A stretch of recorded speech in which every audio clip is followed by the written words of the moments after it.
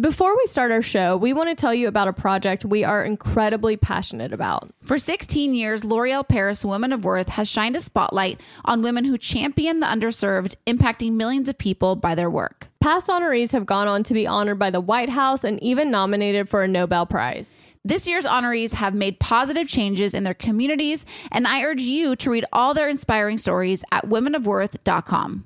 And while you're there, vote for one to be recognized as this year's national honoree and receive additional funding for her charity. That's womenofworth.com because we're worth it. Tanya, are you a Black Friday shopper?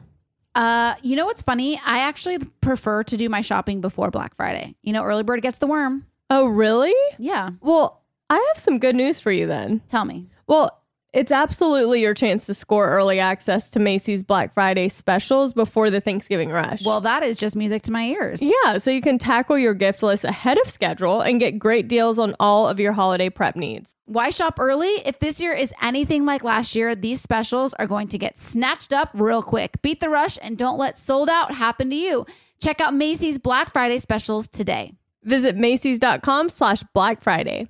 Living a fun and balanced lifestyle doesn't mean you have to skip out on wine. Fitvine Wine is for people who want to enjoy their wine and feel good about it. Fitvine Wines offers a total of 13 varieties, 8 on shelves across 30,000 stores in the U.S., and make sure to go to fitvinewine.com for 5 exclusive options.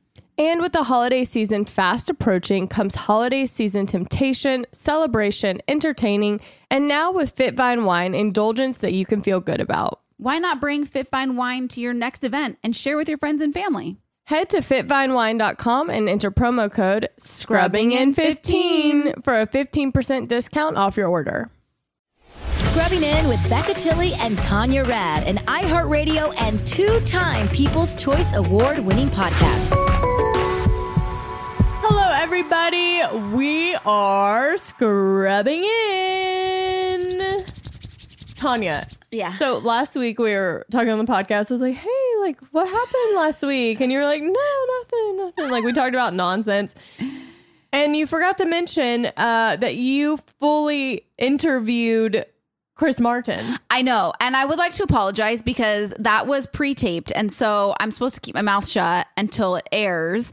And so I sometimes forget when I'm allowed to speak. That sounds bad. But like, you know what I mean? Like when I can talk about it. Yeah. So let me tell you, making Chris Martin giggle is something like that. It's almost like an angel came and blessed my life in that moment. Like, I didn't even see straight. He giggled. Like, I actually made him laugh. Did you feel like you were high on life? I will never have to do drugs. I will have to remember that moment. Yeah. What did you say that made him giggle? Oh, well, I pronounced one of the songs correctly, Coloratura. It's the last one. And I was saying how I love how long the song is because it's a really good makeout song. Because like that's one of my, you know, like I love it's like 15 minutes or something, right? Yeah. A good makeout playlist is like clutch. And so it's just something to that effect. And all the members of Coldplay had a nice giggle. Wow. And it just really brought me to a euphoric place. And Chris Martin... honestly, I want to say every single one of them. They are so humble, so nice. After the interview was done, he was like, "Is Rad really your last name?" And I said, "Oh, it's, Radisavljevic." And he was like asking me stuff about me. And I'm like, "You're Chris Martin. You can walk off and be done with me. You know, like you don't need to entertain me or act like you care." But I think he genuinely cares and is curious and he wants to be nice to people, and he's so humble, and there's nothing I could say that would encapsulate how I feel about that band. I mean, I can't even process like that one and Harry Styles. Like I can't even process what it would feel like to have that like conversation outside of a public interview, but like a one-on-one conversation where they're just being a genuinely nice human being. Chris Martin, like he wrote the soundtrack to like when I'm driving in the car alone and I want to feel something, I put on Coldplay. Oh my, I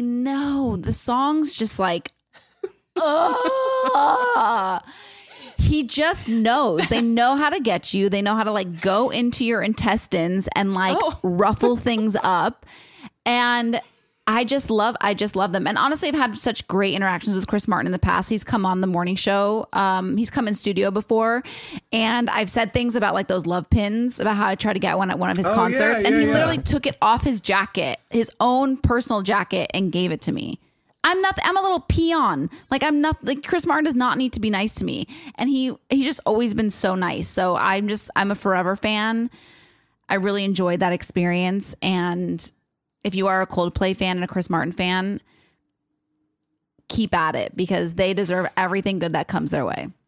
I love that. I mean, you think that you mean nothing, but like we're all just human beings and they have created such an amazing art for us, but also they're still human. I love that he treats people as if he hasn't like captured the world with his music. You know what I'm saying? But like, isn't that sad that the expectation is like, he doesn't even have to treat me like a human being. He should just be done after the interview. It's like, no, like it shouldn't be that way, but it is so cool when someone at that level, you know what I'm saying? Like why except for Jennifer Aniston. Jennifer Aniston, unapproachable. Wait, not talk. There was this concert that Chris Martin, I can't remember where it was, but he basically said something about he was going to play My Universe, and he pointed up to like, and he was like, and My Universe is here. It was Dakota Johnson. And I played My Universe, the Coldplay song on my weekend show, The Vibe, and I dedicated it to Red Star. Oh. And I was like, I was like, do you feel like Dakota Johnson? And I dedicated the song to you. He's like, huh? Yeah. He's like, who? Yeah. What?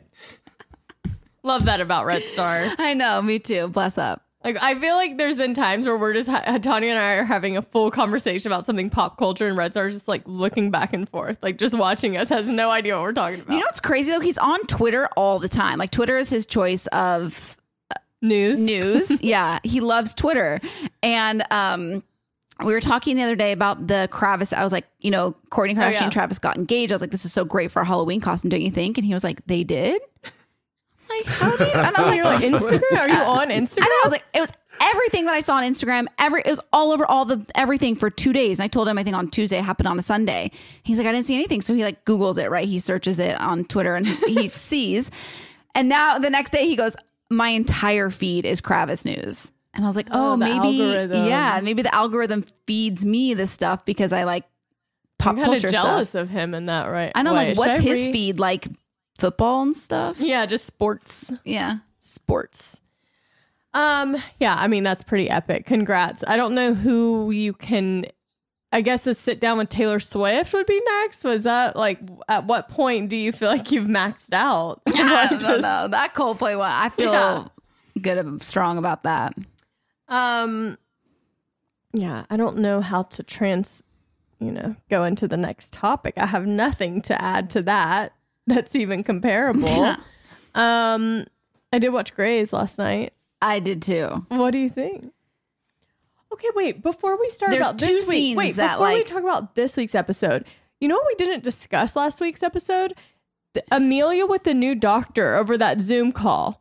That there was like clearly some tension there. Yeah, there's something there, yeah. And I think she's coming on because I saw on Twitter it said like, welcome new doc or something to Grey's.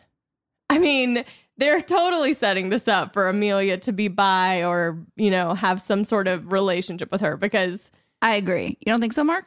No, I'm saying, is that bi? Is it straight? I'm not sure what that is anymore. No, I don't know, but because she's been up until this point... Oh, I don't know if she's ever talked about her sexuality, but having a relationship with a woman, I guess I shouldn't assume bi, but it totally feels like it's setting up for that because she seems very much past Link.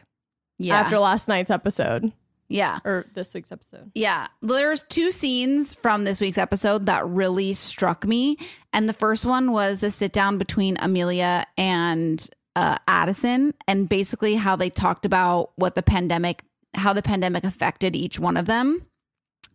And Amelia was basically saying how when she crumbled under it. She didn't like not being able to leave the house and taking care of the kids in the domestic life, where Link was thriving and wanted more kids and like loving it. Mm-hmm. And so she basically, that was kind of like when she realized a marriage between them wasn't going to work. And how Addison said she drank so much red wine during the pandemic that she thought she was going to have to check herself in somewhere. And it's interesting to me to see how the pandemic and the quarantine affected people in such different ways. You know what I mean? Like some people had really dark moments. Some people had moments of clarity, ups and downs, highs and lows. And so it was kind of, for me, it was cool to see the difference that they had in their time. Addison being back made me feel like the whole quality of the show was elevated again. I agree. I just love. She's like the Duchess. I don't know. There was just something in her having that relationship with Amelia from Private Practice and then seeing it again on Grey's. And I don't know. There was just something about it that made me feel very cozy, like I was home. Mm-hmm. And I found myself totally smiling at the TV watching Meredith and Scott Speedman. And they were just talking like nothing even happened. It was a very short exchange. And I was like scene? Grinning. And I'm like, oh, I haven't done that since Derek. He touched her hand. Did you see that? He was like. At the end? Yeah, at the very end. Oh, like, see you tonight. Oh, yeah. And I think it's just because she seems really smitten. Like, she doesn't even say a lot around him. Like, she almost seems kind of like shy or something. That last scene of the show, I get emotional like thinking about it. What scene? The very last scene. With them? Yeah. Oh. Because Meredith goes into this monologue and it's all about how like she's done so much alone. Like she has done surgeries alone. She's accomplished this alone. She's done all these things. And it like really resonated with me because I feel like I pride myself in being, like an independent modern woman. And I'm so surprised at myself at what I've been able to accomplish on my own and how strong I am and all these things. And so I'm like really resonating with everything that she's saying. And then the last line or whatever, when it's her and Scott Speedman, but she says there's nothing like feeling like somebody has your back. And that's where it ends. And I literally like lost it while I was watching it because it was like, I almost had this like eureka moment, Unexpected twist and emotional. No, but that's so interesting. Yeah, because I was like, it's so weird because I do still feel like I'm independent and I can do things on my own, and I still feel that way. But there's something about like knowing that Red Star has my back. You know what I mean? Like he has my best interest at heart. He's like working on something for me right now, and like. The trust I have in him to just like, I don't know, it's very like, I can't even explain it. Like it's something that I've always wanted. And I don't know, like I really resonated with Meredith's monologue. It was so weird. Well, it's so true. I mean, I feel like you're so right. What you pride yourself on. And I think even with Red Star is being independent and doing things on your own and handling things. But I think having someone even take out of him even being able to help you with something for work, but just being there, like having that safe space and like that person to go home to or to comfort you when you had a bad day fighting all this alone. You know, I think it really is. It's so valuable and it's so simple, but it really is such a beautiful thing to, even if it's a friend or someone, just having someone that has your back that makes you feel like you're not doing everything alone. Yeah. Struck me. Beautiful. I really I loved it. I was like, whoa.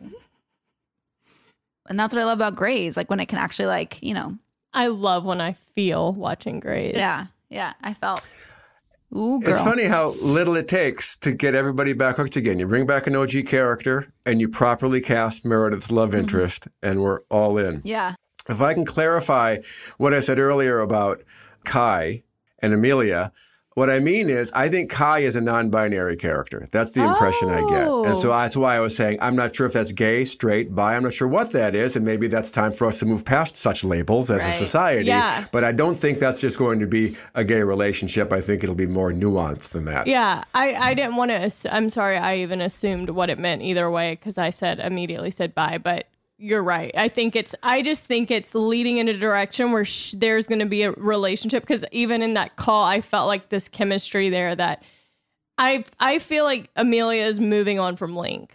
That's the impression I get. Yes. So I see a new relationship forming and I'm excited if it's with the new doctor, whatever the context is. Yes, agreed. Yeah, she's definitely over Link. That is. Yeah. That ship has sailed Wait, did they around. announce that the character is a non-binary character? No, they haven't. Oh. I just feel like that's the direction they're going in. Okay. Well, I'm excited either way. So there is this BuzzFeed list, and it says, Mark, I'm going to have you read them, but it says 19 things every Grey's Anatomy fan is totally guilty of, and I want to see how many Tanya and I Okay, great. to. And then, and then we have a really exciting guest that I'm so excited to talk to because we're getting to chat with Jenna Johnson Chmerkovsky from Dancing with the Stars, who is dancing with JoJo Siwa this season. So I'm really excited about that. All right. So this is both of you? How many, which ones you each do of these 19? Yeah, like let's count. Let's tally. All right. I got a tally ready to go. All right. Number 1, forcing your family and friends to watch the show so you can live vicariously through them. Yes. Totally. Both? Yeah. Okay. Number 2, believing you're basically qualified to give medical advice. Yes. Obviously, yeah. Yeah. Mm-hmm. After many hours of watching Grey's, convincing yourself that you could actually do surgery. I think I could do a minor, Like an appy? appendectomy. Yeah. I'm Yeah, not, you're right, I'm happy. not that delusional, so I'm going to go ahead and know Okay. All that. right, fine. Yeah. I have my head Quoting on the straight. show. Sure. Quoting the show on a daily basis. Yes. I don't think on a daily basis. Yeah, you do. No, I don't. It's a great day to be alive. Don't say that every day. You don't? No. Get on No, it. it's a great day to save All right. lives. So you're not saying it right either way. 3 apiece. Number 5, ripping your face mask off like the surgeons after an unsuccessful surgery. For sure. I do that when I leave a store or something. Number 6, genuinely mourning the character's deaths. Oh, that's for Definitely. sure. Yeah. Number 7, and being equally heartbroken when a character is written out of the show. Yes. Depends on who, though. Yeah. Well, yeah, but still. Number 8, rewatching old episodes. For Yeah. sure. Definitely. Can you 2 of those? Number 9, overlooking the unrealistic storylines. For sure. No. Yeah, Oh, we yeah, get- yeah. Overlook, like making it, they like feel, Real. they don't feel overwhelmed. Yeah. Right. Falling in love with someone new every season. Yeah, I think Grace does a great job at bringing someone in and making you love them. I'm going to say no for me. Okay. All right. Taking online quizzes to find out which dreamboat you'd end up with. Definitely sure. have done that. Yeah. Wanting to move to Seattle. Definitely have gone there, but not recently. No, I don't think I ever wanted to move there. It feels too gray for me. Nice pun. Bawling your eyes out after certain scenes. Yes. I'm crying just talking about it. That's true. Having an irrational fear of weddings after all the drama. I got to talk to my therapist. I wonder if this is where Your fear of marriage comes from. Interesting. They All all right. fail. I'm going to say no for me because no. Warming to the idea of hooking up with a colleague. I did have a moment where I was like, how cool would it be to have like a on-call room experience? But you're not a doctor. But in another life, if I had been a doctor, that would have been cool. Yeah. I Tanya? don't know if the show did that for me, but I had that itch for a while. Yeah. No, you it's can sneak just into a- that back storage room back in the corner back there. At Kiss. Oh, right. Yeah. Like, yeah. Mhm. Reading spoilers on the newest season. I used to seek out spoilers for Grey's. I don't do it anymore, but I used to be obsessed with it. Yeah, I'm not a big spoiler girl. Okay. Having a love-hate relationship with Shonda Rhimes. Definitely. Taking a while to warm up to new characters. Definitely. Yeah. And finally, wanting to find your person. Obviously. Yeah, for sure. Yeah. Well, Becca wins. Becca is 18 of 19, and Tanya is only 13 of 19. Loser. So, I don't know. Maybe I'm the loser. Yeah. I'd watch where you're pointing that finger, Missy.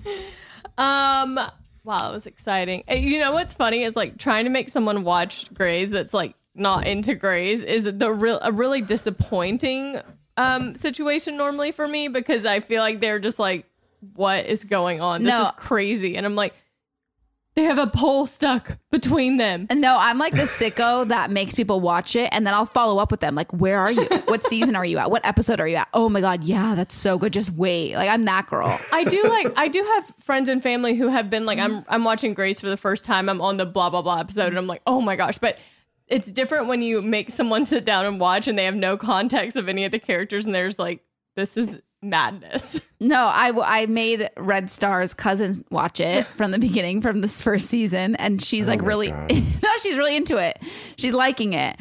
And so, but I had to like stop myself because I would randomly like text her in the middle of the day, and she has like a normal human job where she has to like you know, not text all day. Yeah. And she was like I had to stop because I would just keep asking her questions. I was like, oh my God, have you seen this yet? Da, da, da. How do you feel? Do you like him? Oh my God, you weren't upset by that death? Denny? What? Yeah, no one was as upset about that as you. Okay, we're going to take a break, and then we have Jenna in the waiting room, and we're going to bring her right in.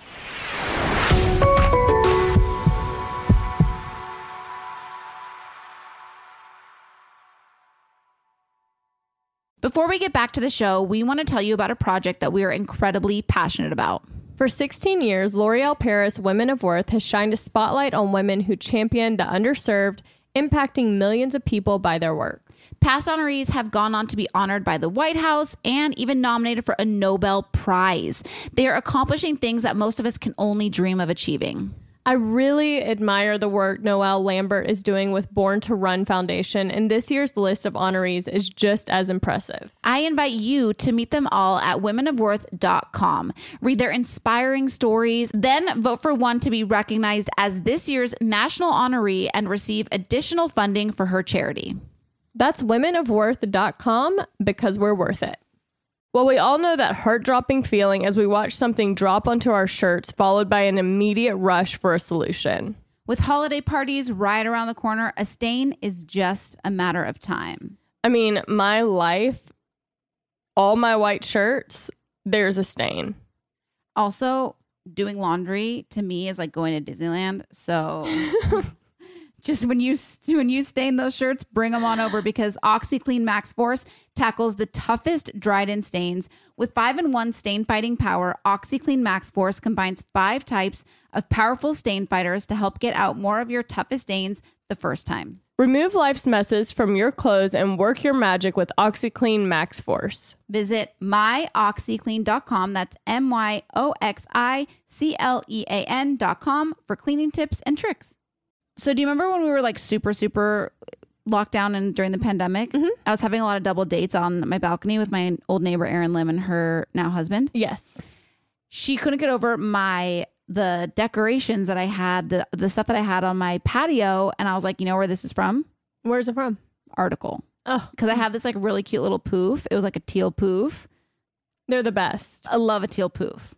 Love a teal poof. And you want to know why it's the best? Because there's no middleman. You just buy directly from the consumer. And so the prices are great. Yeah, and they do such a good job combining the curation of a boutique furniture store with the comfort and simplicity of shopping online, which is so nice. Article's team of designers focuses on beautifully crafted pieces, quality materials, and durable construction, inspired by a variety of modern design aesthetics like mid-century, Scandinavian, industrial, and bohemian. And you can always count on Article's fair prices. You save up to 30% over traditional retail prices. Article is able to keep their prices low, like I said, by cutting out the middleman and selling directly to you. No showrooms, no salespeople, no retail markups. And Article is offering our listeners $50 off your first purchase of $100 or more. Go to article.com/Becca and the discount will be automatically applied at checkout. That's article.com/Becca to get $50 off your first purchase of $100 or more.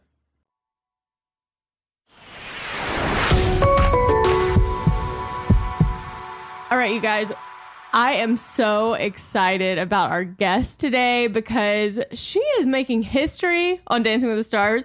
We have Jenna Johnson scrubbing in today in the OR. Woohoo! We're so excited to have you. Thanks for taking time. I know you're so busy right now. Absolutely. Big fan of the podcast. So very excited to be here. Wait, is it Jenna Johnson or Jenna Johnson Schmirkovsky? Oh, well. It is officially Jenna Johnson Schmirkovsky. And you know what? That is probably one of the best times I've ever heard somebody say it on their first try. Thank you so much. Epically great. I'm Serbian, so I really feel like, it's just in my blood. Rolled off the tongue. Yeah, it's Tell rolled her your off the last tongue. name. My last name is Radisavljevic. Word. Yeah. So Yeah, it makes sense. Yeah. You understand this long last name. Yeah, I was just like, listen, I'll let Tanya handle that, or I'll let Jenna handle that, but I'm from Louisiana. This is not going to go over well. Well, it's funny, I went from a Johnson my whole life to a Chmerkovsky, and it's just, even my family has a hard time saying my new last name, so it's hysterical. Yeah, Johnson is like so easy. Very typical, very easy. You never had that as a kid where they like looked at your name and they were like, ooh. Never. No, they never struggled with that. Yeah. Now I have to like spell it a billion times for people, so.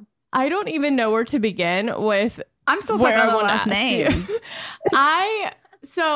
I'm so curious. You're dancing with JoJo Siwa. It's the first female dancers dancing together, at least in the US. I don't know if they've done it anywhere else. I mean, I know in general dancing they do it, but for like a competition, definitely in America, it's the first time it's happened.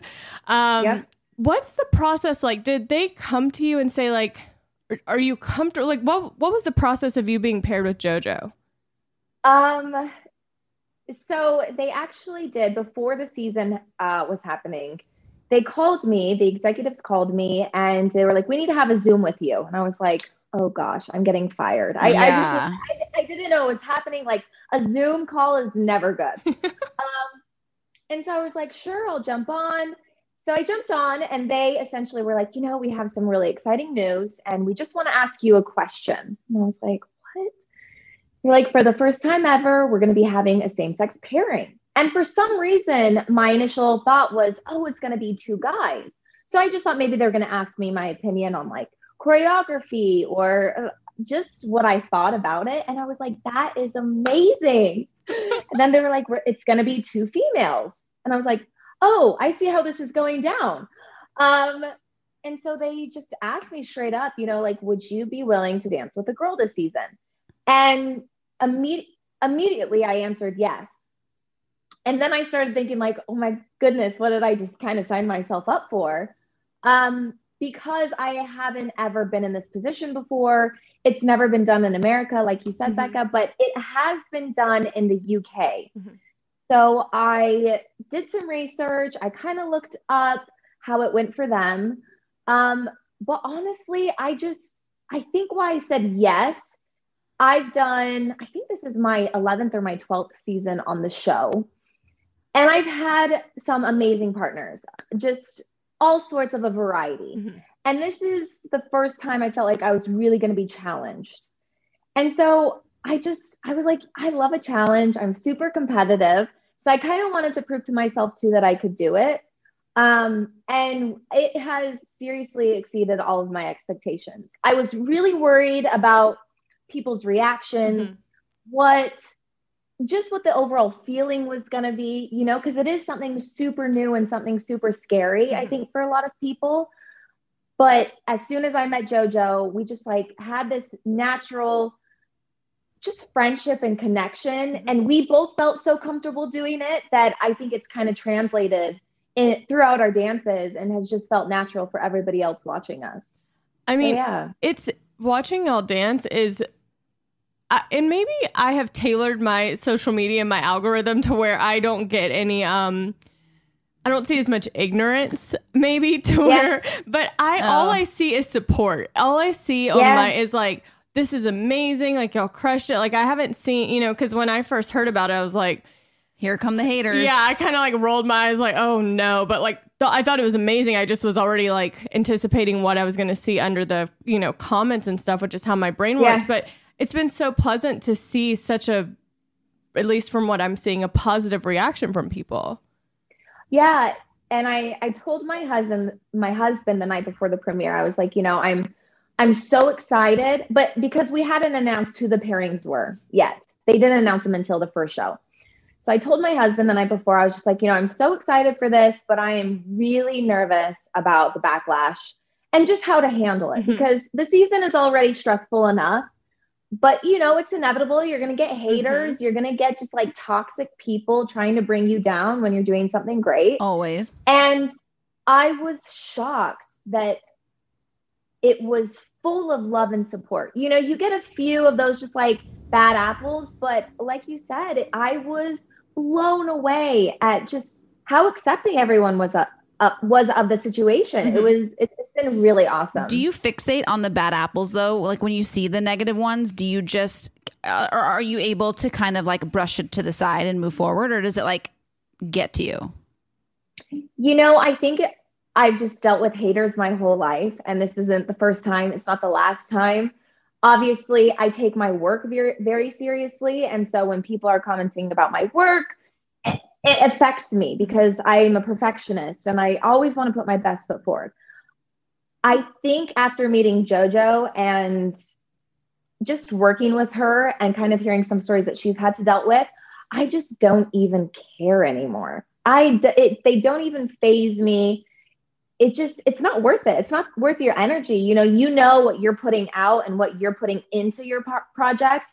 And so why dwell on the negatives? If anything, I just want to keep like pushing and keep proving people wrong. So, obviously we're human. Mm-hmm. I'm a female as well. Like, people are just rude, but I just think I've been so inspired and so focused on my work this season that it hasn't really fazed me. Yeah. Stronger woman than I. Yeah, same. I do, watching the show, you watch all of you who are the professional dancers, and your job, like what you do every season, is you have this incredible chemistry and connection with your partner. And it's kind of like, I guess not acting, but maybe a little, not acting, but you're performing, you're putting on a show, you're dancing together, you're spending all this time together, you get to know each other. And of course, every single person is like, anytime you have a partner, whether it's male or female, they're like, they feel like there's this intimate, like this romantic connection every time, because it's kind of what you see. It's what you see on the dance floor. It's like kind of what, when you watch people dance together, you kind of are creating this like romance in your head. And I wonder, like, being in this profession and having your husband be someone who is also a professional dancer, do you even go there, or is it kind of like, this is our job, we both do it every season, we're not even in our head about it? It's funny because, there was this whole blow up on this TikTok just this past week recently about this similar situation, because I have amazing chemistry with my partner and he has amazing chemistry with his partner. And going into each season, you hope that you're going to have amazing chemistry with your partner, because honestly, those are the people that do the best. You want to have a great energy about you where people watch you and you're like, why is that magic? Yeah. And you can really tell the difference between people that get along and people that don't. And so also, dance is very intimate. Mm-hmm. It's physical. You're touching somebody, you're in each other's personal space. And so I think for the outside eye and for people that aren't dancers or aren't actors, like, what about actors that have to do makeout scenes mm-hmm. with somebody else, And so I think that Val and I just understand our work and we're so comfortable with it. I mean, he's seen me dance with many men, many. And I have to, like even my partner last season with Neve, we just had such a great bond and such great energy and chemistry together performing. Mm-hmm. People were drawn in by our performances, so it's inevitable for people to like paint narratives. Right. But it's just funny. I think, and it's not the first time we've dealt with this. It's not going to be the last time. And I hope not, because that means that we're doing our job really, really well. But, again, dealing with haters again, people love to create toxic narratives.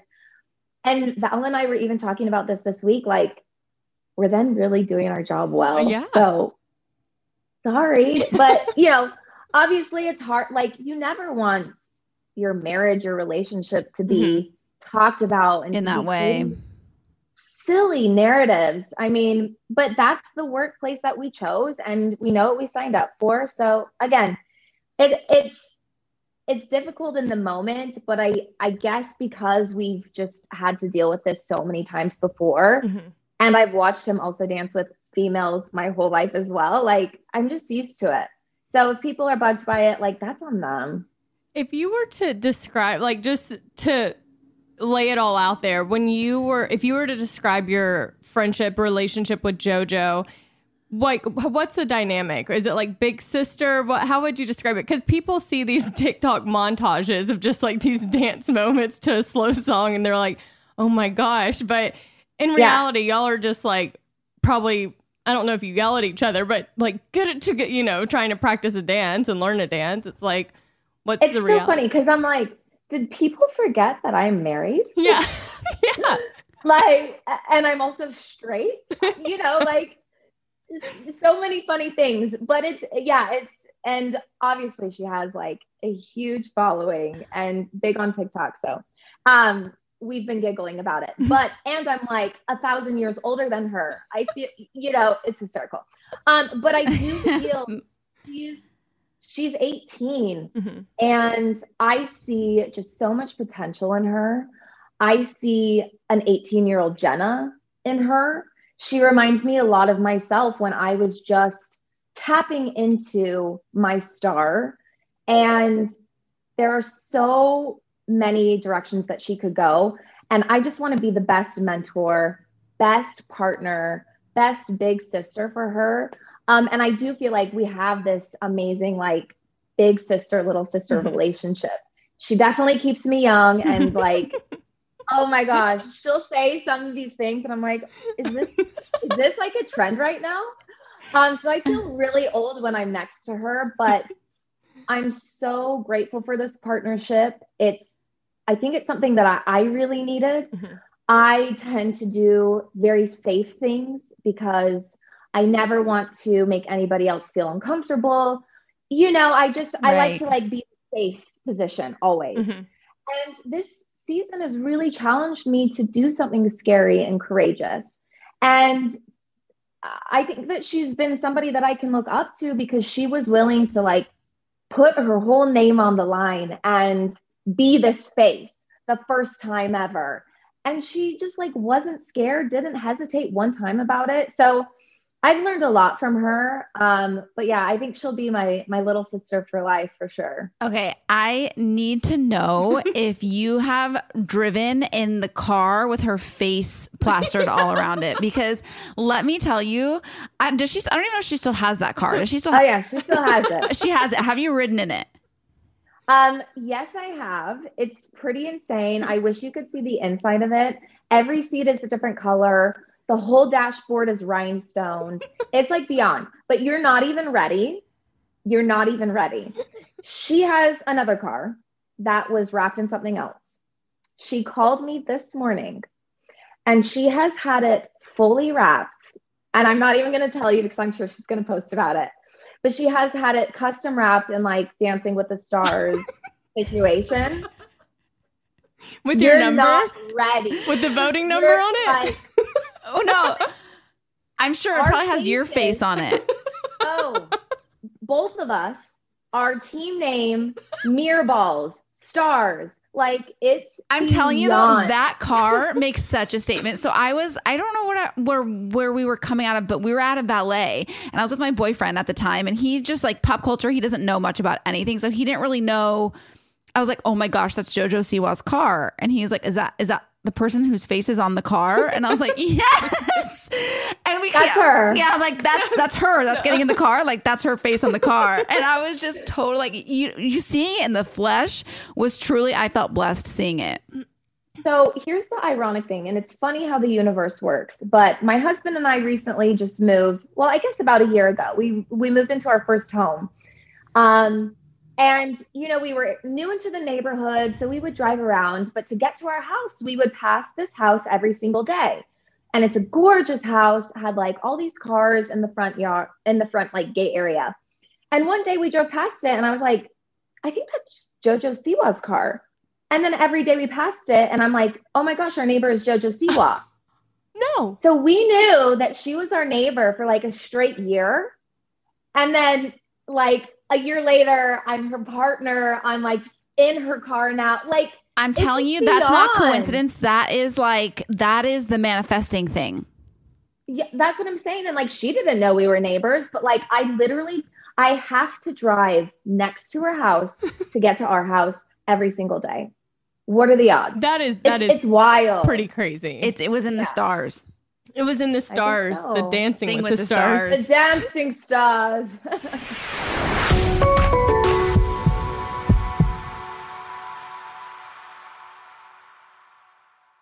Fight Camp brings the best workout in the world into your home and makes it fun. Learn how to box and kickbox from home with access to world-class programming, elite trainers, premium equipment, and smart technology that turns your workout into an interactive experience. There are thousands of classes with new workouts added each week. You'll always find something new. Use filters to explore different workout styles, lengths, trainers, difficulty levels, and more. You'll honestly never get bored. Now is the best time to get your Fight Camp. Take advantage of their holiday deal going on right now. And if you purchase this November, you'll get an additional pair of gloves for free. Just go to joinfightcamp.com/Becca to get an additional pair of gloves for free all November. Go to joinfightcamp.com/Becca. Again, that's joinfightcamp.com/Becca. Let's talk turkey. Take a moment to do something for your future self and get prepped for Turkey Day now. Luckily, Macy's is right there with you. Find everything you need to crush your favorite recipe, set an amazing table, love a cute table, and host family and friends. And speaking of Turkey Day, don't forget to kick off the official start to the holidays with the 95th annual Macy's Thanksgiving Day Parade. There's nothing like this time of year, honestly. No. I'm just getting excited even talking about this. This year's epic event is back to a full route through the streets of Manhattan, featuring giant balloons, fantastical floats, and performances that span from Broadway stars to Main Street marching bands. See it live in New York City. Tune in on NBC or watch via Verizon Live Thursday, November 25th, Thanksgiving Day from 9 a.m. to noon in all time zones. Visit Macys.com/parade to watch. Living a fun and balanced lifestyle doesn't mean you have to skip out on wine. Fitvine Wine is for people who want to enjoy their wine and feel good about it. Fitvine was founded by two friends who didn't see alcohol products that fit their lifestyle. Fitvine focuses on crafting great tasting California wines with significantly less sugar, fewer sulfites, and no flavor additives without lowering the alcohol. Honestly, I drink a lot of wine and it's a lot of sugar. And it's not even about, I think for me, sugar makes me feel really sluggish the next day. I definitely feel less productive. So this is definitely the move if you're going to have some wine. Fitvine Wines offers a total of 13 varieties, 8 on shelves across 30,000 stores in the U.S. And make sure to go to fitvinewine.com for 5 exclusive options. And with the holiday season fast approaching comes holiday season temptation, celebration, entertaining, and now with Fitvine Wine, indulgence that you can feel good about. Why not bring Fitvine Wine to your next event and share with your friends and family? Head to fitvinewine.com and enter promo code SCRUBBINGIN15 for a 15% discount off your order.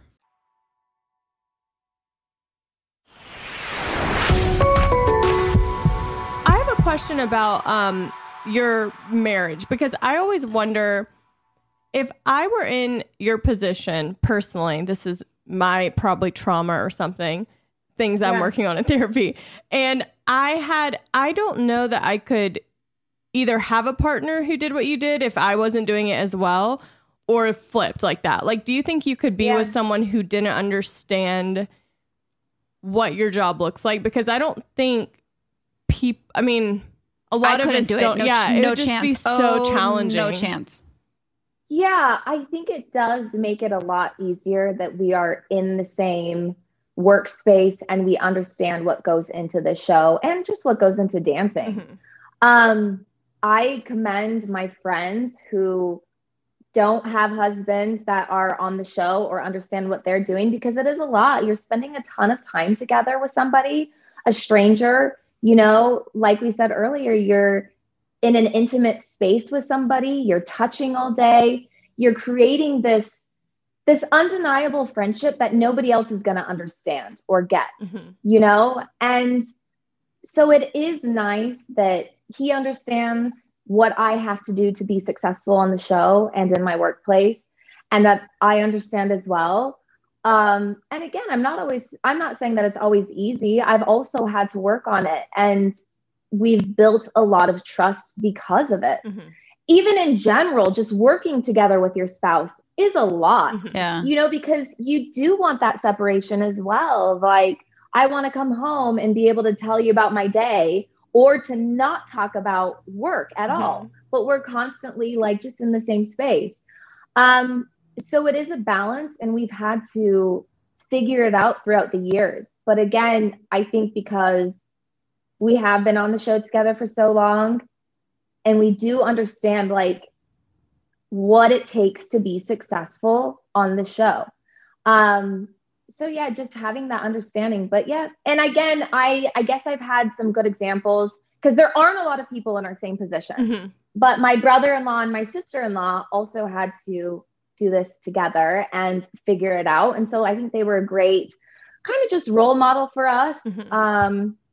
But yeah, everybody has their own individual things. And so it's just really being open, honest, having that very direct communication. I think that leads you to success in your marriage, but also in your workplace. Do you like marriage?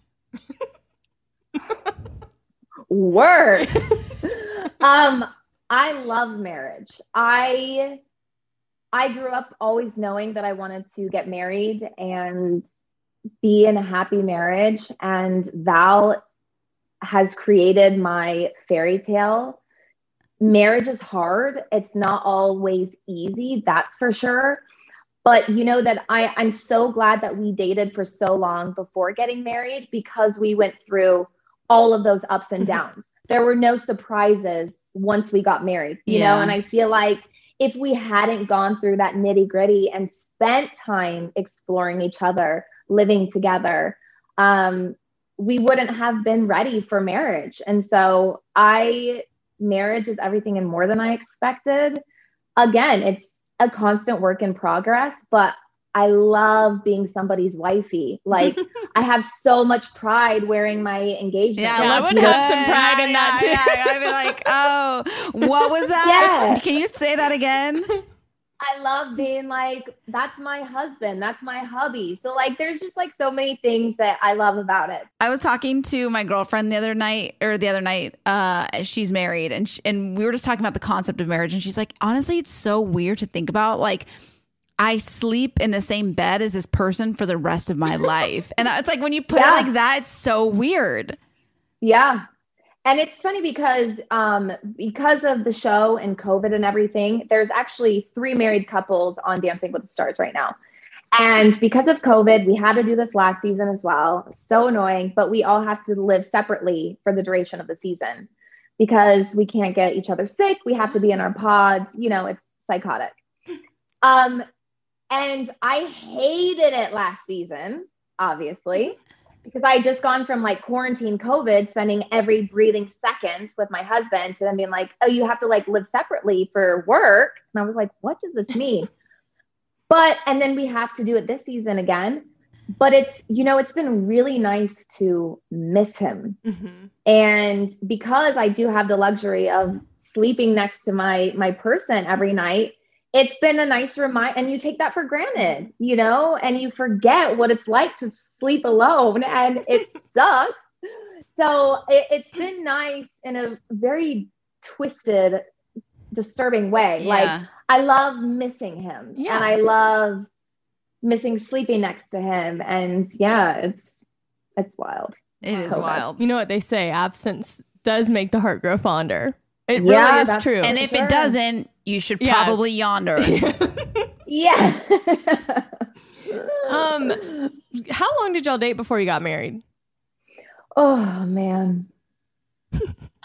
We were on and off for a while. And again, you know, I'm sure you know, relationships in the public are just like, everybody wants a piece. Everybody wants a say in the matter. So we were discreet and quiet about it. We were like on and off. But I would say officially we dated for about 5.5 years. And then we got engaged like in 4 years into dating. So yeah. On and off counts, girl. Yeah. Put it all together. Oh, for sure. Yeah. Well, I was going to say, because you always hear people say marriage is hard, you know, like that's kind of the thing, like it's great, but it's hard.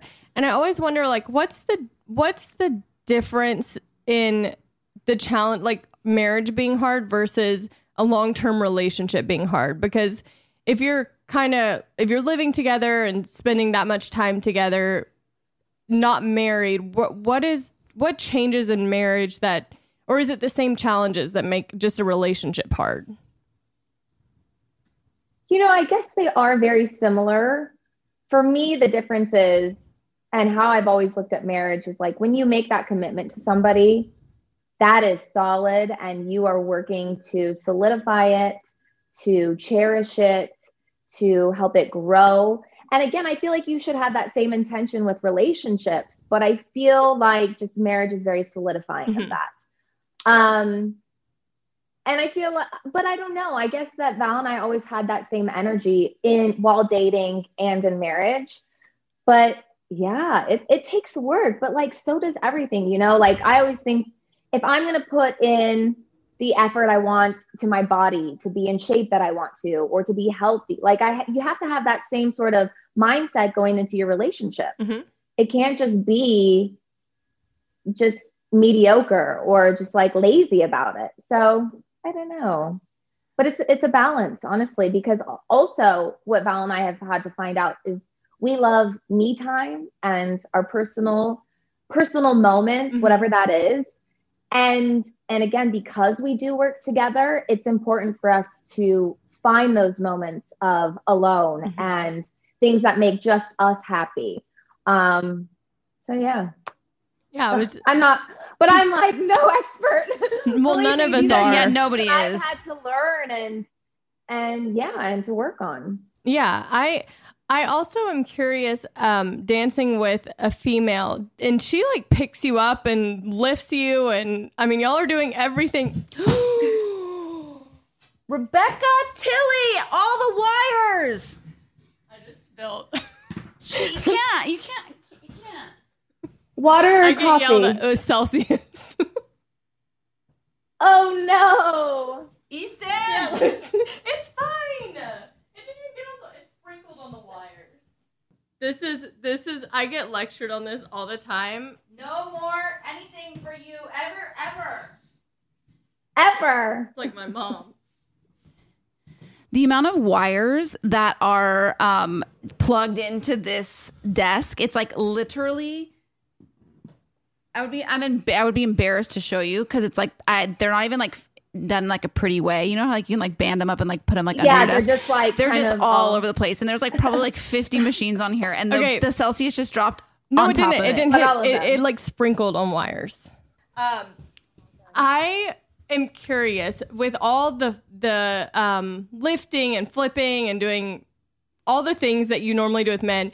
Do you have the same trust in JoJo that you do when you dance with male partners?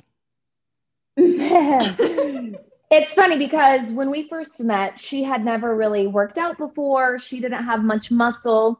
So starting from day one, and I guess we're about now 8 weeks into from when we started rehearsing to the live competition weeks, we started doing push-ups and planks every day. When I met JoJo, she couldn't do one push-up. We are now at 35 solid, consistent, strong push-ups, and we hold a 3-minute plank every day. We don't start a rehearsal until we do. My girl has lost, I'm going to let her tell the world how much she's lost in weight and how much muscle she has gained. It's insane. She looks so amazing. And you can see she's gotten so confident in her body, mm-hmm. and she really does. She's gotten so much stronger. Yeah. And so I do now have more confidence going into some of these lifts because let's be honest, like if we want to compete with the other couples, yeah, she's got to be able to lift me. Yeah. We've got to do that. And so I do have way more trust than I did week one. That's for sure. So I might need you to train me. Yeah, can we get your number? Can we get your number? She keeps laughing. She keeps saying boot camp by Jenna. And I'm like, yes, let's get it. But no, seriously though, is it just push-ups and planks? Is that what y'all focus on? That's all we've been doing. I mean, other than like dancing. Well, yeah. Everything that consists of that. But yeah, we're really committed and serious. We don't miss a day. Push-ups, planks, and it's insane kind of how it's transformed her body. Should we start doing Jenna's boot camp? Yeah. 35 push-ups a day and a 3-minute plank. We have to start lower than I can't do 35. I could probably get it close. Well, we started at 10 and then we'd work our way up in like 5s or 2s. So, just start where you can. Yeah. But the plank, I'll tell you what a good way to get through the plank is. Play Wicked, play Defying Gravity. It will take your mind off of everything. Exactly. That's what we do. And it just kind of takes your mind off of everything and you get through it. And then boom, you did a 3-minute plank. We're going to do this together and we're going to tag you in it. Yeah. We're going to, for sure. We'll do progress updates.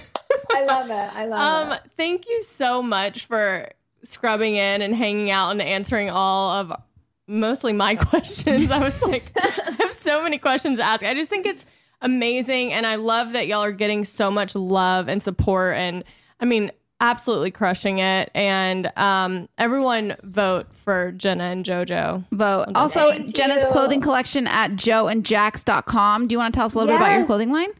Yes, I started my first ever dancewear collection. I really wanted people to have access to hot, fierce ballroom skirts, but also be able to provide athleisure for women and kids. So it's both for kids and for adults. But there's cute fringe skirts, there's bras, there's leggings, a whole vibe. So go check it out at joeandjax.com. Yeah, I'm on the website right now. It's so cute. Super cute. So cute. Do some shopping and some push-ups today. Yeah. And a plank. Thank you so much for taking the time. We really, really appreciate it. Thank you so much, you guys. Thanks, Jenna. Bye. Bye.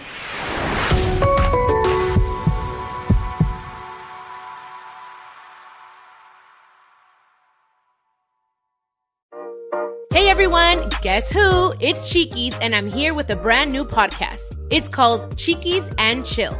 Some of you may know me from my music, my books, and my famous family. But now you get to know me for who I really am, because por primera vez, I'll be sharing honest conversations on topics that matter the most to me, and to Latinas. Everything from music, sex, relationships, freezing your eggs, and coping with grief. And of course, I'll be sharing what it's been like growing up in the public eye and the connection I'll always have with my mother, Jenny Rivera. I'll be joined by special guests and we'll be telling it like it is. Así, la neta. Así que no te pierdas un momento de Cheekies and Chill every Monday starting November 8th as part of the My Cultura Podcast Network, available on the iHeartRadio app, Apple Podcasts, or wherever you get your podcasts. I asked what kind of family she wanted. She said, a family like yours. Learn more about adopting a teen at adoptuskids.org. You can't imagine the reward. Brought to you by the U.S. Department of Health and Human Services, Adopt U.S. Kids, and the Ad Council. I'm Louis Carr, host of the Blueprint Connect podcast. The Blueprint Connect podcast is an extension of the Blueprint Men's Summit, where we have consistently given men a prescription for growth. During these podcasts, we will educate and motivate our listeners about entrepreneurship, careers, finances, health and wellness, and relationships. Listen to the Blueprint Connect on the iHeartRadio app or wherever you get your podcasts.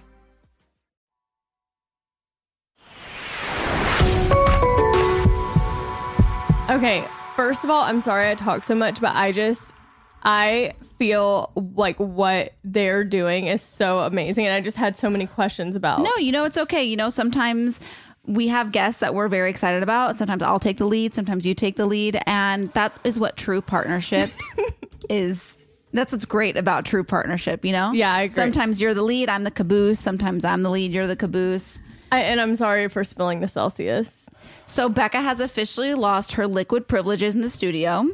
Y'all don't understand how hard I fight to have these privileges, and then I just ruined it for myself. So I'm not even gonna let you have water. You just better drink up before we do the podcast. Well, no, my liquids are on the floor now, away from me, to where I can't even actually reach them. So there's no point. Might as well just not. Yeah. So drink up, Buttercup, before you come in here. It's like your mom who won't let you eat in the car, That's what it's like. It is, but there's a reason that mom's like that, because we have a new throw rug in our living room because of a chocolate milk incident last weekend. So, these things need to be regulated sometimes. Yes, rules have purpose, and the purpose of the rules is to keep things orderly. And if now we're not going to have another disruption in our interviews like we did with Jenna Johnson-Schmirkovsky with your Celsius spilling like an ocean flow over the wires here. Tanya is so proud of her pronunciation of that name. She's going to keep throwing it in there. Anywhere she can. Yeah, so we're sorry, Jenna Johnson-Schmirkovsky, for the interruption in your interview and for wasting your time. We didn't. Oh, you mean because of the spill? Yeah. That was a good 2 minutes of her time wasted. Yeah, well... But we love you, Jenna Johnson-Schmirkovsky. We do love you. And to be honest, like, it was a pretty dramatic reaction from Tanya because it landed on the floor. It sprinkled on some of the wires, but like by no means was it covering the wires. Just so that everybody knows, I can't physically see the wires. I can just see her drink spill over there, and it's very adjacent to all, like, my entire cord with, like, I'm going to post a picture of that in the Facebook group just so people are aware. I'm not being dramatic. It's a lot of wires. Anyways, so that was a really fun interview. And thank you really to Jenna. I like her. I do too. I could see us being friends. Should we go over to maybe hers and JoJo's house and rage in the JoJo No, car? I think first step. So here's how social cues work. No. Oh, you're going to tell me? Okay, tell me. Yeah. So first, what we have to do is we have to do her challenge. We'll tag her. We'll do like the Jenna Johnson-Schmirkovsky challenge, and we'll do push-ups and a plank, and we'll tag her, and we'll create some sort of repertoire between us and her. Then we go in for the kill, which is invite ourselves over. Yeah, we go from tagging to inviting ourselves over for sure. Okay. That's social a social cues by cue. Tanya. Yeah. Tread lightly. Okay, so I do know we have an email to read and give some advice on. So, Mark? Oh, thank you so much, Becca. I'd be happy to chime in with an email from Ashley. I believe this was the one that didn't get chosen last week. Remember we did the rock, paper, scissors? So fun.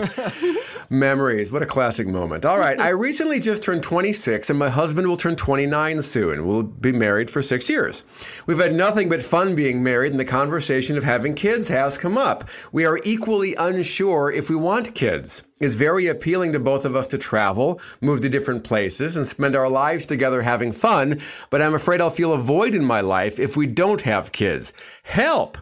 What should we do to be sure one way or the other and be confident in our decision? This is tough just because I know of people who are sure they don't and are sure they do. It's tough when you're kind of on the fence. I would just like to start off by saying, I know you do a lot of podcasts, Mark, but when you say help, like the Help I Suck at Dating podcast, while you're doing scrubbing in, I feel a little betrayed. Well, so that was kind of a shout out to the Suck Army, I have to admit. It's kind of one of my catchphrases. Oh, okay. So do you give a scrubbing in any shouts at Help I Suck? Of course we do. Always. What are they? I haven't heard any of those. And our scrubbers are avid listeners. Do you listen to Help I Suck at Dating? No, but I know that our scrubbers, whenever they hear anything from any other podcast, they let us know.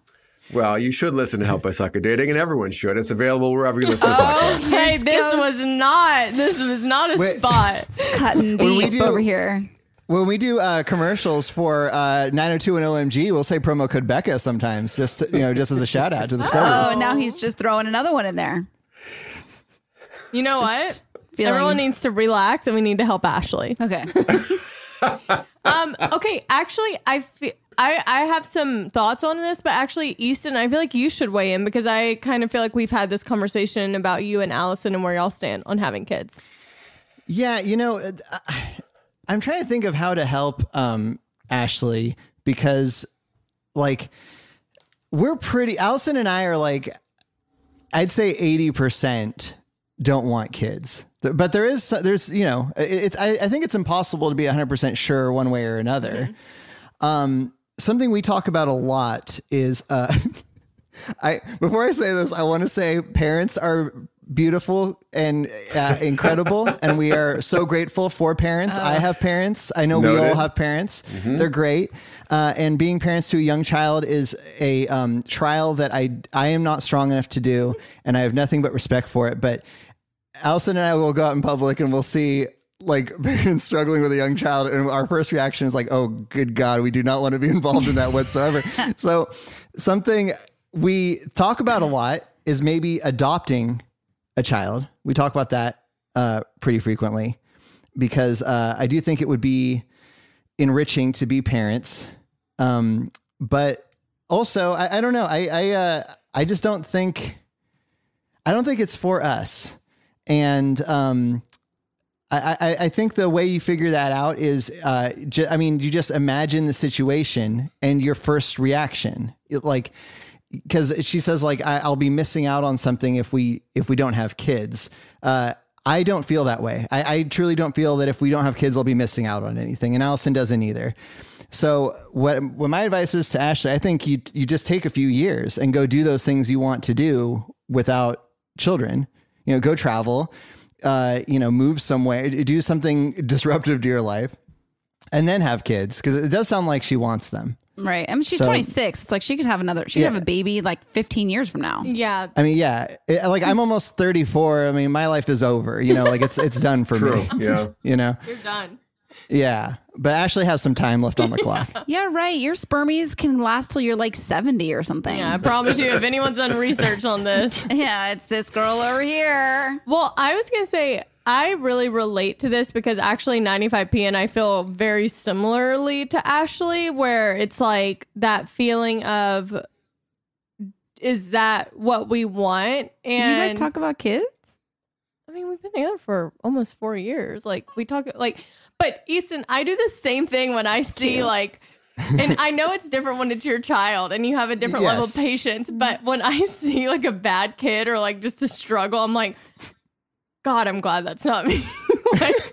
But I'm still, I think, in a selfish phase in my life where I want to do what I want to do. I don't want to have to worry about the responsibility. Even sometimes having Phoebe feels like, it's I have to find someone to keep her, somewhere for her to go when I travel. And it's it is a big responsibility that I don't take lightly. So I totally get the struggle of wondering, will I feel like I missed out eventually if I don't have kids? So Ashley, I relate to you. I don't know that I have any help, but I think Easton's advice, if you can, you're 26. So I would say travel, see the world, do everything you want to do and revisit this in a few years and see if you still feel the same way. Yeah, my knee-jerk reaction was to freeze your embryos because you're married. So she's 26. I think she's she has a few years before she needs to start. But it's an insurance policy. Freezing embryos costs $50,000, doesn't it? Yeah. It's actually, I don't know how much it costs, but somebody recently told me, they were like, you should freeze your eggs. And I was like, I don't want to. I just don't want to. And she goes, it's an insurance policy. And I was like, well, when you put it that way. I think it's very expensive, and I also think the keeping them in storage monthly is very expensive as well. Yeah. So I'm not sure that's realistic. I do want to say, though, as the parent of the quartet here, I feel like the most challenging. We were talking to Jenna about marriage and relationships being Jenna Johnson Schmirkovsky. Yeah. That's the one. I've never found marriage and relationships to be challenging, but I do find parenting to be challenging. And I find that parenting makes your relationship challenging. I feel like that's the hardest part, is the relationship within parenthood. But also, I've also found that those 2-3-year-old moments where they're having a temper tantrum in public, those were nothing. I feel like the real challenging years are kind of in between. My kids are 12 and 15 now, so we're kind of in a good place now. And I feel like we were in a good place then. It's kind of in between. It's when you get into technology and you get into social dynamics. They're friends, and not bullying in the traditional sense. It's stuff like, these two girls are hanging out without me and posting on the group chat about it, and now I feel like they're excluding me, and why are they talking about me, and those people are laughing at me. And that's the really challenging stuff of being a parent. That's the real problem area, is right in between there.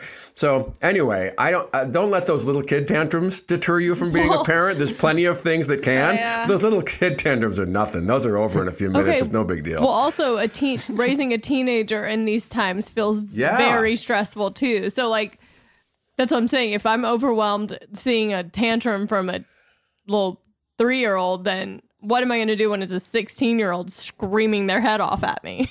Right. Yeah. Or being mean to you. Yeah. What if I get bullied by my own child? That's you got to really put your ego aside when you're a parent. And I've not done a great job of that as a parent, but you need to. That's the best advice for parents is remove your ego from the equation as much as you can.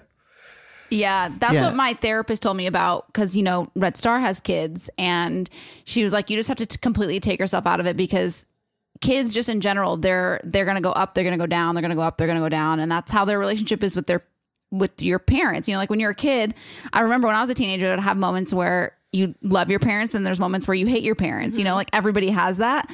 But when it's not your own kid, you're super sensitive to all of that stuff, you know, because you take everything personal. And then I was like, you know what? I'm just not going to take anything personal. Mm-hmm. It's hard to do. And you will mess them up.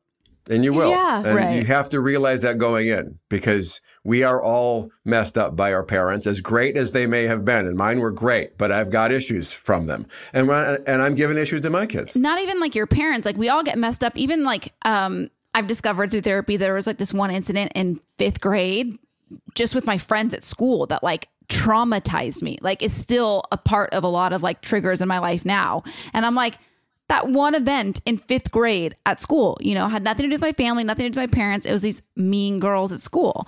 And so the apple throwers. No, that was high school. I was like like had such a hard shell by sophomore year of high school. Like they could have thrown an apple and it could have knocked me unconscious and I would have been fine.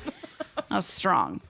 But 5th grade, I was not the Tanya I was then. I think everything's going to mess them up. So, yeah, I don't know. My therapist actually said that the other day, Mark, where she was like, no matter how amazing your parents are, how great of a job they did, there's still things that they did that affect you now. Yeah. Like, no matter what. And I was like, that actually gave me a lot of comfort and peace, because it's that pressure of like, if you have kids, are they going to end up having therapy talking about you? Most likely. Yeah. Probably. Mm-hmm. So dark. But Ashley, it went real dark, but I think it's very true. No, I actually found it like relieving to know that just we're all humans and we're so complicated and different things affect it. Like, what if you were raised to be so emotionally, like your parents were so emotionally available and sensitive to your feelings, and then you felt smothered? It's like you can never do it. No, you never do it right. Yeah. But like as a parent, you spend so much of your time and so much energy parenting these kids, and like you're in charge of their survival for like a good chunk, you know, until they're capable of doing stuff on their own. Yeah. You know, and then all of a sudden they're adults and they like resent you for things. It's like, sounds. I like what Mark said, though. I think that's great advice as a parent, to put your ego aside, because you can do everything right by what you think is right, and it might not be right for your kids. I have many regrets that I'll always have as to how I've reacted to certain parenting challenges over the years, and I can trace every one of them just back to ego. So I wish I'd had that lesson earlier.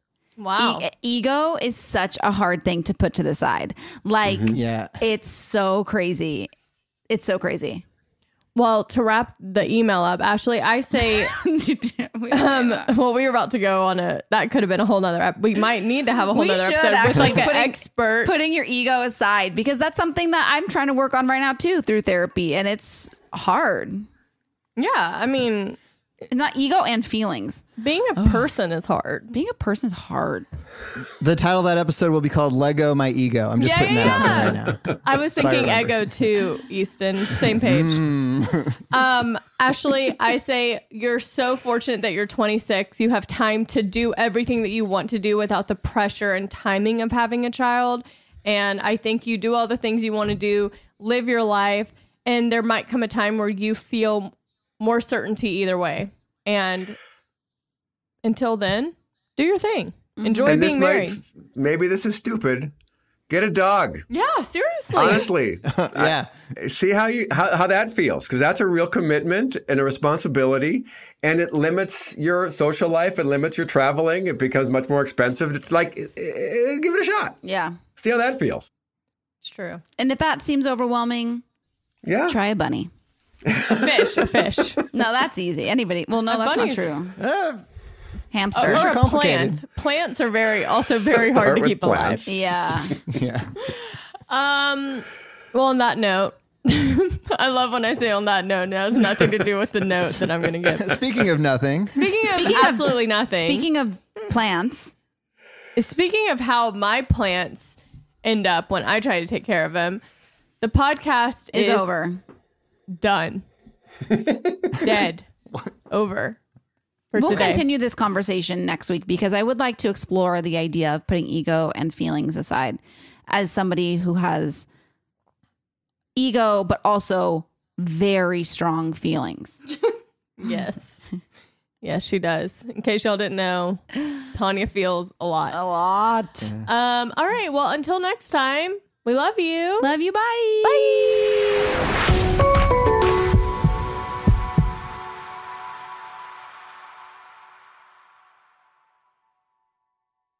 Well, the holidays are right around the corner, so get a gift that the whole family will use. Fight Camp brings the best workout in the world into your home and makes it fun. Learn to box and kickbox from home with access to world-class programming, elite trainers, premium equipment, and smart technology that turns your workout into an interactive experience. Now is the best time to get your Fight Camp. Take advantage of their holiday deal going on right now, and if you purchase this November, you'll get an additional pair of gloves for free. Just go to joinfightcamp.com/Becca. To get an additional pair of gloves for free all November, go to joinfightcamp.com/Becca, joinfightcamp.com/Becca. Living a fun and balanced lifestyle doesn't mean you have to skip out on wine. Fitvine Wine is for people who want to enjoy their wine and feel good about it. Fitvine Wines offers a total of 13 varieties, 8 on shelves across 30,000 stores in the U.S., and make sure to go to fitfinewine.com for 5 exclusive options.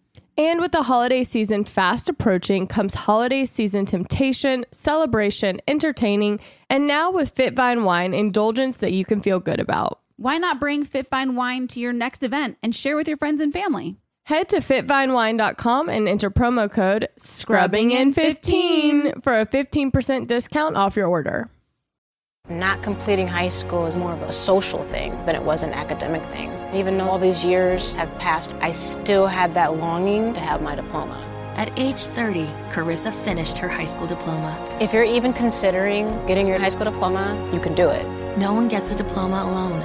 If you're thinking of finishing your high school diploma, you have help. Find free adult education classes near you at finishyourdiploma.org. That's finishyourdiploma.org. Brought to you by the Dollar General Literacy Foundation and the Ad Council.